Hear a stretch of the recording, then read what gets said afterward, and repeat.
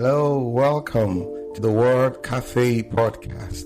This podcast has been designed with curated content that centers on the power of words. Can we really do anything without speaking? Can we really do anything without the agency of words? Yes, that is what this podcast is all about. And I am your host, Adaeze Odili Oreh, your neighborhood word trader. I believe in the power of words, for it is the unit of creation. I trade in words to profit my world.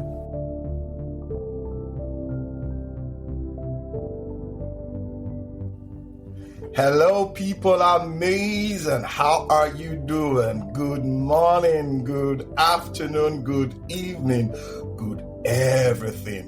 Wherever you are on the planet at this point in time hearing my voice, how are you doing? How's your day been? Yes, we are back to that place where the Word Cafe live show, where we come in to lean on one another's experience and, build and receive energy to, walk into that future. Yes, you're wondering, what are we going to be talking about today? I have somebody, I'm so glad. Don't worry, I will say more about that person very soon. I call her a medical hero. You'll get to know why I call her that very soon.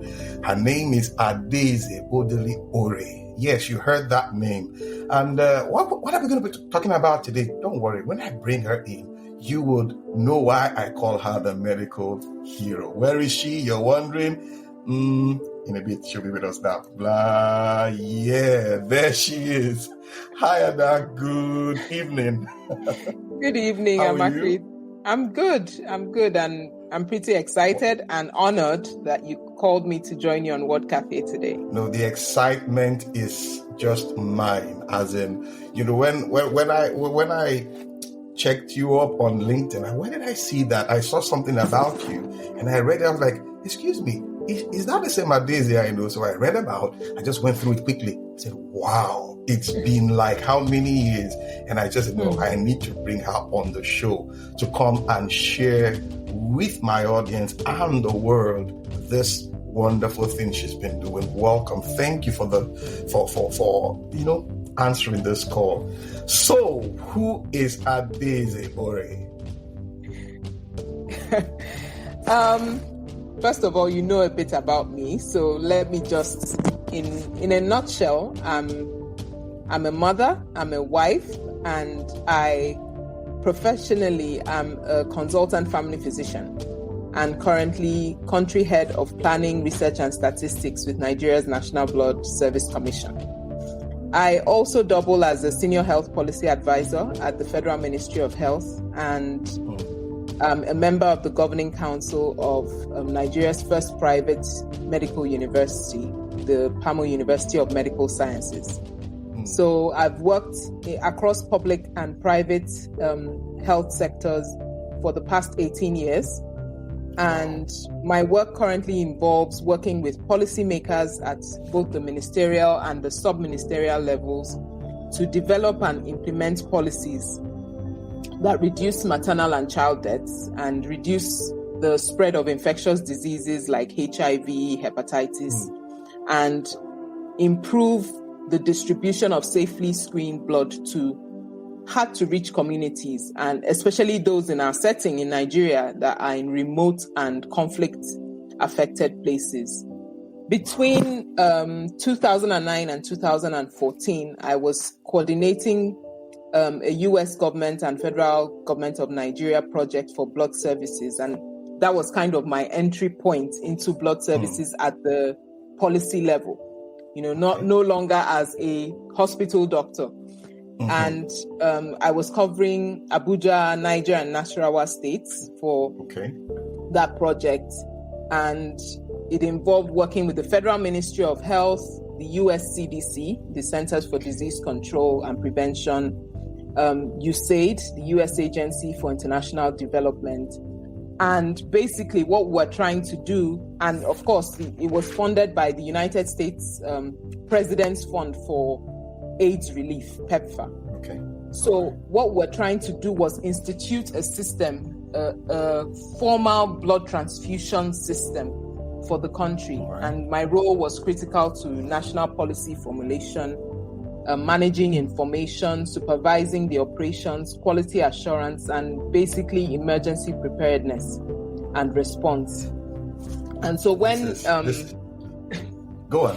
I tend to talk on and on, but why I wanted to highlight this was we know that about a decade ago we started having like terror in Nigeria, you know, with Boko Haram and all that. And when the United Nations office was affected by a bomb blast in 2011, we were critical to the emergency response and provided hundreds of units of blood that was used to save the lives of those who survived that bomb blast. So that's one of the memorable impacts of the work that we've been doing over the years. In a way you were talking, I was trying to marry the Adaeze of, you understand what I mean by that? Looking of 1990. Of 1990. In my pinafore. You were not in my blue exactly in a blue pinafore. Back then in school, you were not a science inclined person. I mean, correct me if I'm wrong. I know you were into the literature, English, and all that. And all of this, I know you made one of the best. Remember then in school in our set, you made one of the best when it came to literature. And like, she's in medicine now. How did you discover this part of you? Tell me, how did you? Well, so the thing is, I always loved biology, and throughout secondary school, I loved biology, I loved literature, I loved English, and so basically, I was trying to be strategic. I was torn between a career in law and a career in medicine. And as you know, both my parents are in law and medicine. So It was basically, and they had zero inputs into what I wanted to do. It was, you tell us what you want to do at the end of the day. So I wanted to be smart. So I did my courses that would have allowed me to study law and the courses that would have allowed me to study medicine. So I made sure I did my chemistry and physics, even though, I was, those were my favorite courses, but I made sure that I did good in them, so that if I came to that decision of going into the sciences, then I would be comfortable. But basically, my driving force has been helping people. So whether it was in law or whether it was in medicine, that was going to be the push. How to get to improve the lives of people. And so by the time we're writing SSC, I had decided that I would go for medicine, because at that point you now have to take JAMB, right? So there's no straddling the decision making at that point. So I opted for medicine by SS3, and so that is how I got into studying medicine at the College of Medicine in UNN, University of Nigeria in Nsukka. And while I was there, as a medical student, I was like, oh my goodness, I'm going to be this hotshot heart cardiologist. I'm going to be in heart medicine. And that's where I saw myself. But by the time I did 1 full year of clinical rotations, I could see the problems with healthcare access in terms of the divide between rich and poor, urban and rural, and the health system gaps, financing, organization. And so I knew that even though I had this keen interest in a clinical subspecialty, I felt that I would have more to contribute by going into health systems policy for building and strengthening Nigeria's health system for equitable healthcare delivery. And so by the time I was graduating, I knew that that's where I was going to go, health systems management. And I had a couple of people say, oh, you're wasting your brain.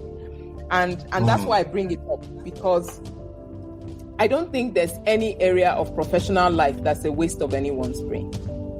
True. And regardless of what it may seem like to you, the onlooker, whatever pushes someone into a particular field, it is most likely a calling. And there's a reason why they've been called into that area. So whether you think only those who have IQs of a certain number should go into certain areas. I mean, the maker knows why he calls people into certain areas. And you see people with incredible IQs, and they're in music, they're in art.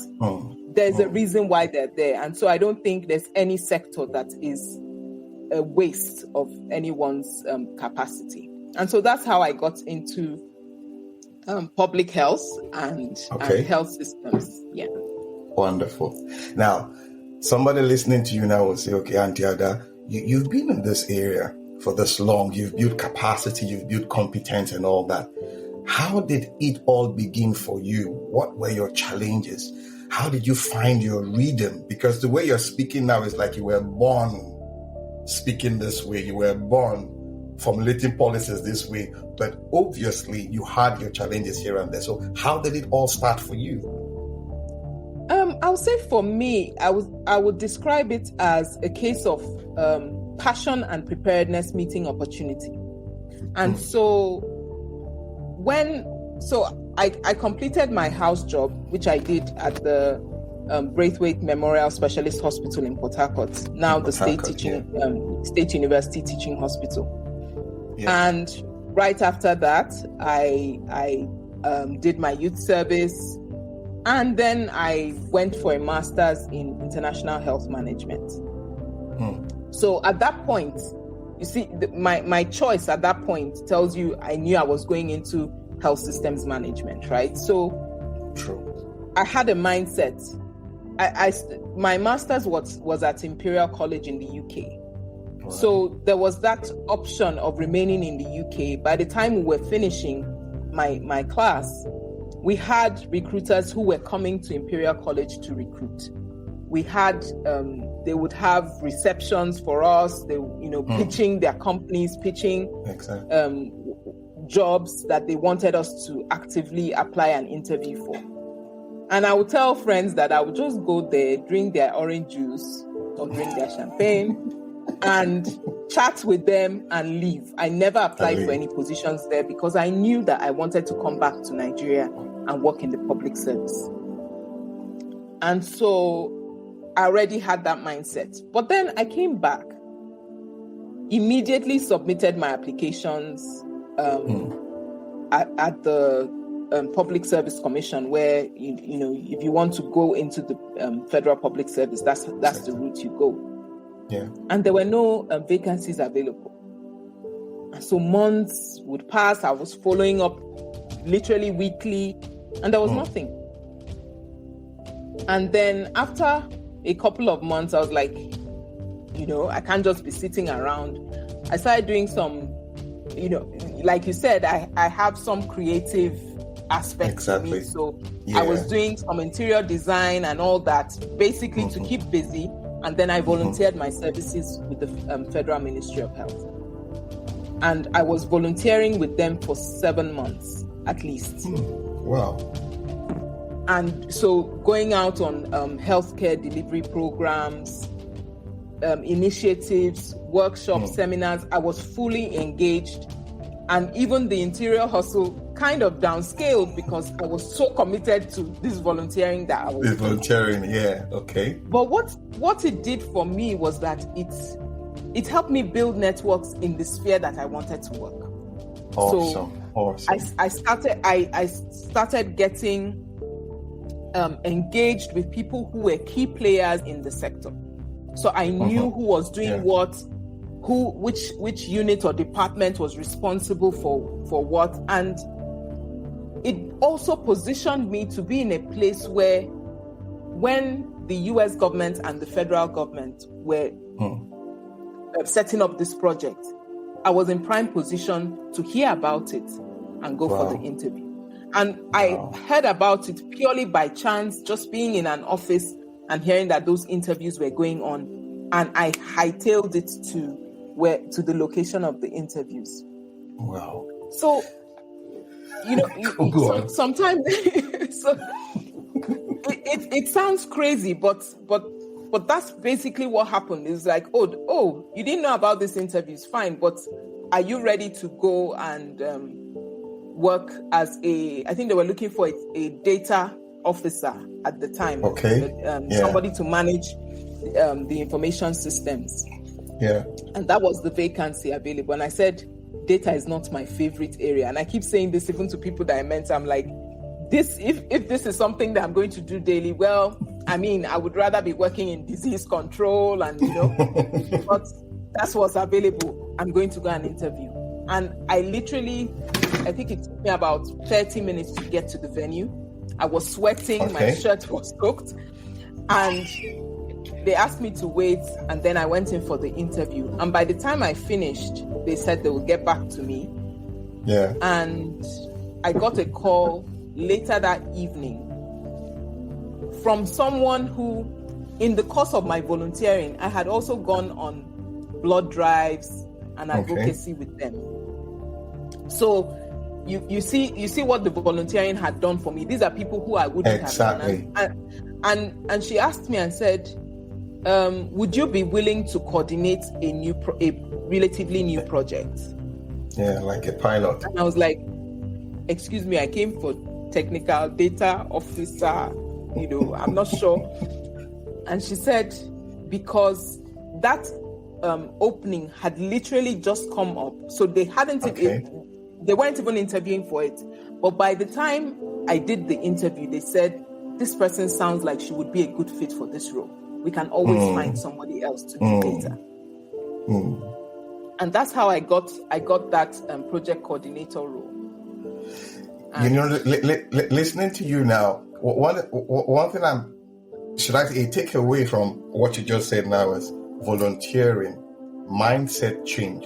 You didn't just sit down there and say, okay, it will fall on my laps or something. You went for it, not minding the level or the qualification or whatever. You just like, that's where my heart is. No matter how low it is, I know I can build something from that position. And you just went out there. And in course of your volunteering, it's like you've put yourself out there. And one or two people have seen your interest and your passion, your drive for this. It's like, okay, she has this passion for something like this. And boom, another opportunity came up, which invariably was higher than the data management, whatever. I mean, a good number of us young people out there, we get, they're taken aback, like, this is not what I want. If I don't get what I want, that will happen or that will not happen. But excuse me, why not go for that little thing, build capacity over time? You said you were volunteering for 7 months. Technically, I would say that was like a year or so you were volunteering. So imagine putting that on your CV. I've been doing a volunteering job for 7 months, and you have a testimonial to back that up. Beautiful. Now, you've been here for 17 years plus. What do you think we need to know about this blood advocacy? Because, a good number of us in this country, in Nigeria, in Africa, but West Africa, but Nigeria to be precise, when you talk about blood, we always have this phobia. We don't trust it. Are you sure? So what do we need to know about it? So the first thing that we need to know about blood services and blood safety is that Nigeria happens to be one of the countries that has a high burden for conditions that require blood, the availability of safe blood. Whoa. That's one. So when I talk about conditions, we have one of the world's highest death rates for women in pregnancy and childbirth. Nigeria alone contributes almost a quarter of the deaths recorded around the world in pregnancy and childbirth. Are you serious? A lot of that is from bleeding and lack of ready access of safe blood. Wow. Then we have literally the world's highest burden for malaria. And why a lot of children die from malaria is the fact that when they have severe malaria, they are very anemic, they have very low blood levels, and they require safe blood to get them out of that critical state. Then again, Nigeria is one of the highest burden countries for sickle cell disease. And a major component of the management and treatment of sickle cell disease is availability of blood for when they're the survivors are in crisis and require blood to get them out of that severe anemic state. Then we have a very high burden of road traffic accidents. A lot of the times, I mean, if you speak to even the Federal Road Safety, they'll say to you, one of the pressing things in their job description is getting accident victims to places where they can receive safe blood in a timely manner. So just from these few examples, of course, we can go further, talk about cancer, talk about routine surgical procedures that require safe blood. Then compare it with our population. We have a population of over 200 million people. 50% or more, in fact, more than 50%, more than 60% of our population are actually within the age bracket of blood donation, as in people who should be eligible to donate blood. So you see that there's a huge gap and there's a disconnect between the need for blood and the awareness of our population about what we can do in terms of donating blood regularly to save the lives of people who need them. So this leaves a lot of work for us to do in terms of advocacy, working with communities to educate and sensitize about the role that individual members of the population can play in building our voluntary blood donor base in the country. That's huge. I mean, you have a huge task in your hands. I mean, I don't envy you for that. You can say that again. Listening to you now and hearing the statistics being rolled out there. A good number of us don't know this. We really don't know this, but I mean, we have a better, by this now we have a better understanding that, there's a lot to be done. Something happened recently. I read, you made a statement and I was so proud and happy about that. During the Omicron sting, when they placed some sanctions about ban, Nigeria and South Africa, you came out strong to speak like you can't just single out Nigeria or Africa and place a ban, on us, all in the name of the Omicron variant of the COVID-19 virus. I beg your pardon. Yes. Yeah. And I was like, wow, that is Adaeze speaking. What really prompted you to go that route, make that statement? Stay with us. We'll be right back.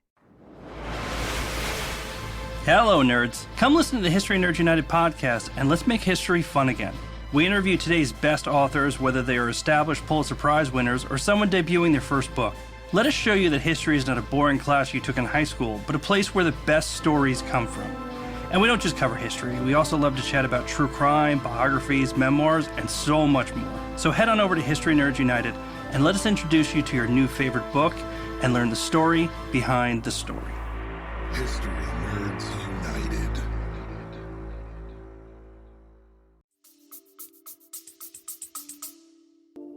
Frustration.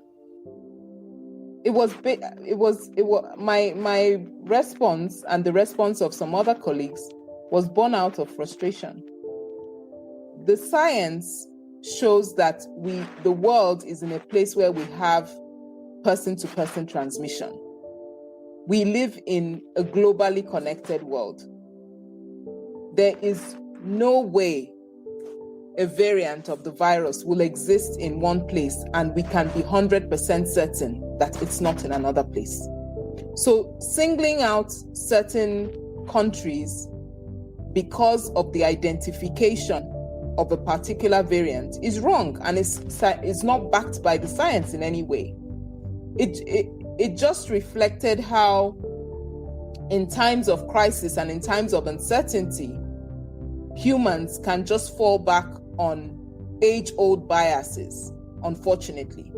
And that's what we saw, and we felt the need to speak out against it because it didn't have any value or any promise as a way of curbing the spread of the Omicron variant.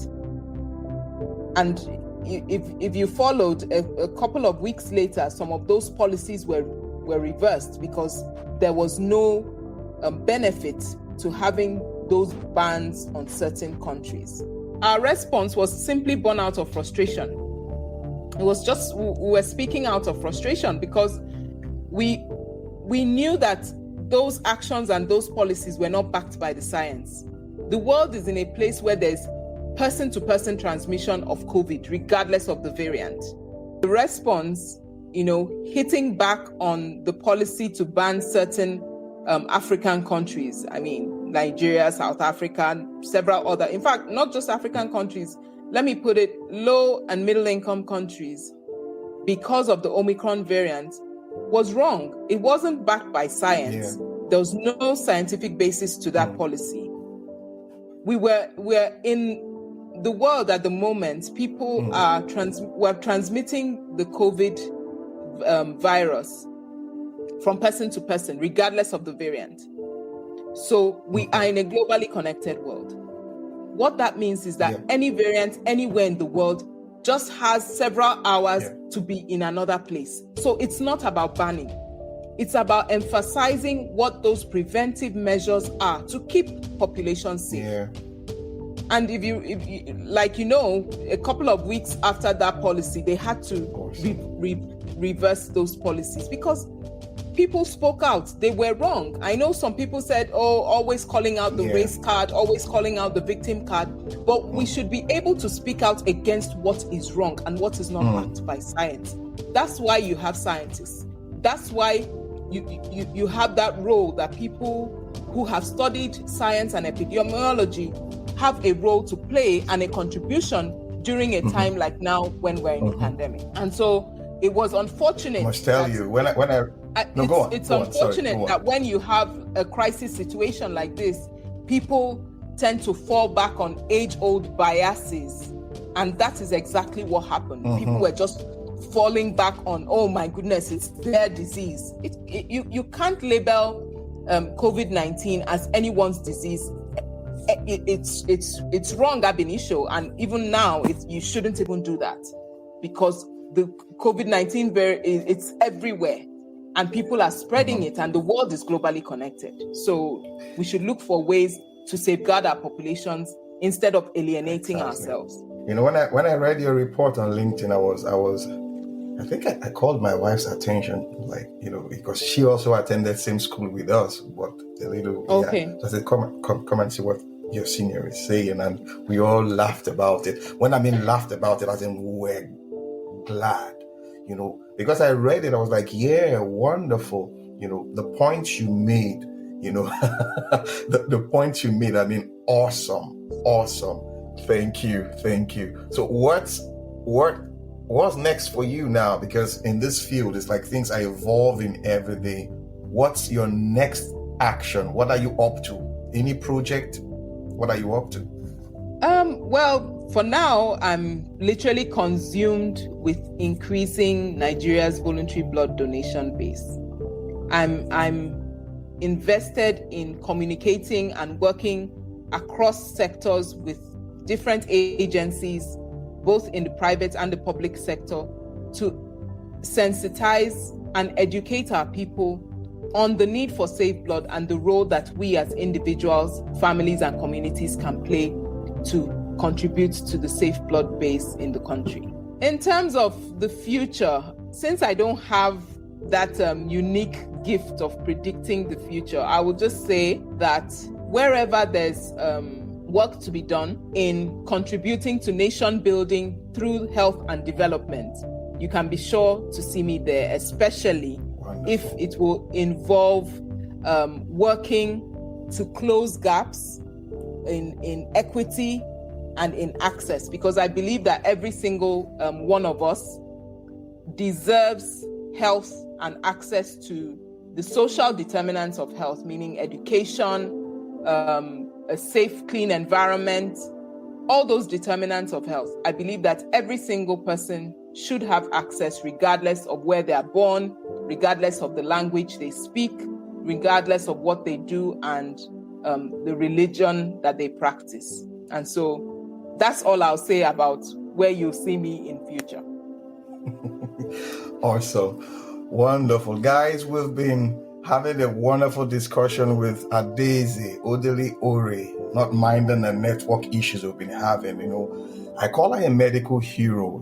She has enlightened us on so many, I use the word so many, yes, carefully, on so many, should I say, points with regards to blood donation and health policies within our country as a nation, and yes, the world at large. It's been a wonderful, wonderful time.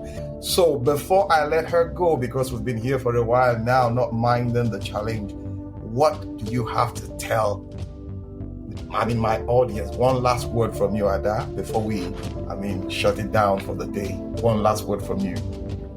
I will say, I won't use one word. So I'll just say we should be committed to being diligent, consistent, and delivering excellently, no matter the sector we are.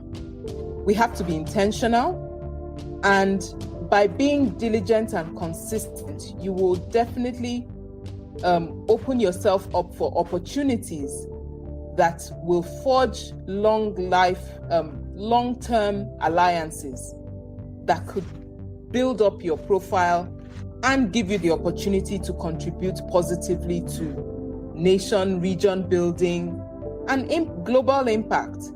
But the key to this is being aware of ourselves, knowing our limitations, and working and applying ourselves to improving both our knowledge and our skills so that we can add value.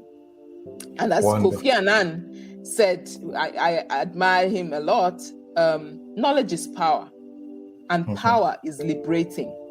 And education is the premise of progress in every society and in every family.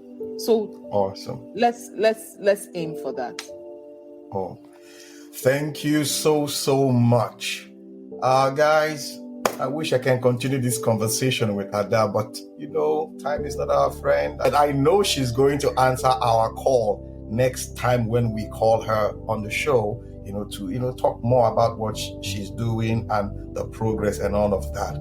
I just want to say a very big thank you to Ada. Thank you for being there. Thank you for listening. Thank you, everybody. We will be back. And the way we say it on the show, till we come your way again. My name is Amakri Isoboye. I believe in the power of words. Why? It is the unit of creation. Bye for now. Thank you. Oh, yeah. Beautiful. Before we sign off, I just want to encourage you. Yeah, it's been a wonderful time. And also, I'd like to hear from you your feedback. You've been listening to the Word Cafe podcast. I would love to hear from you the feedback. If you have any questions, you go ahead and ask those questions. You can reach me at my email address, amakrigaribaldi@gmail.com. Amakri is AMACHREEGaribaldi@gmail.com. And we'll get back. You know how we do it on the show. Thank you. Awesome time it has been with you on the Word Cafe podcast today. Thank you for being there. You can catch me up on my social media handles, Twitter, Facebook, LinkedIn, Instagram, all at Amakri Isoboye. Also, you can get copies of my books, A Cocktail of Words, The Color of Words, and my HRO notebook on Amazon and on Roving Heights online bookstores. You can also subscribe to my YouTube page at the same address. Yes, till we see you again. Bye for now.